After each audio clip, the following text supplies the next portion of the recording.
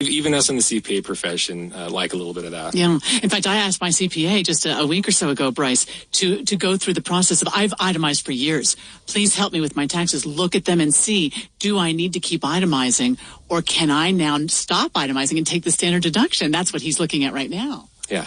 So it does simplify your tax return. It makes it cheaper and easier to file.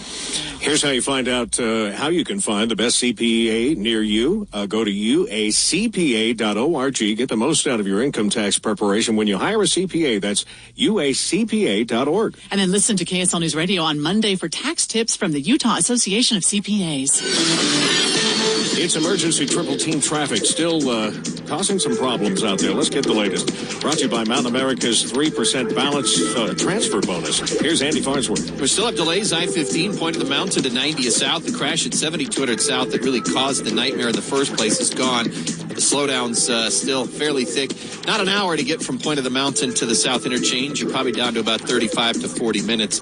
And then you've got some brake lights closer to Salt Lake City between 21st South and 6th South. Also looks like a train is blocking the road 56th West and 700 South over on the west side of Salt Lake. Eric? Crash participants are still on the shoulder eastbound I-80 right at the East Canyon exit. Several cars right there on the shoulder. So if you're making that turn just past the exit ramp itself, that's where the cars are. So just be aware of that if you're heading out to Park City or up to Parley Summit this morning. I-15 in Utah County northbound, that looks good from Payson up through Lehigh, but right at Point of the Mountain, that's where you're going to run into those delays. Heather? US 89 crawling along right now southbound between SR 193 and Mutton Hollow Road. If you're over in Roy, 5600 West all of a sudden has huge delays. This is heading east away from 3500 West all the way over to 2700 West. And then I-15, just a few brake lights from time to time between Clearfield and downtown Salt Lake. Are you 55 or better and looking for an active adult community? Visit Springhouse Village in Daybreak this Saturday from 11 to 1. Go to myoakwoodlife.com for details. Heather Kelly in the KSL Traffic Center. Traffic and weather together every 10 minutes on the 9s. And what about those temperatures today? Back over to you, Grant. Chilly out there this morning, but at least we've got dry roadways here with lots of sunshine expected today. High temperatures right around 40 degrees. Should be pretty nice. Another day tomorrow. Very similar. Sunshine up to 41. I'm Grant Wayman, KSL Weather Center. You're listening to Utah's Morning News with Tim Hughes and Amanda Dixon on KSL News Radio, 102.7 FM and 1160 AM. Good morning. KSL News Time now, 8:30. It's 25 degrees. Delays starting to improve in spots, but a lot of wait time still on freeways. I'm Andy Farnsworth. We continue to follow a developing story on Utah's Morning News. The Boy Scouts of America has filed for bankruptcy. The organization is facing hundreds of sexual abuse lawsuits. KSL News Radio's John Wojcik reports. The Boy Scouts celebrated their 110th anniversary earlier this month, and at that time they listed liabilities between 100 and 500 million while only having 50,000 or less in assets.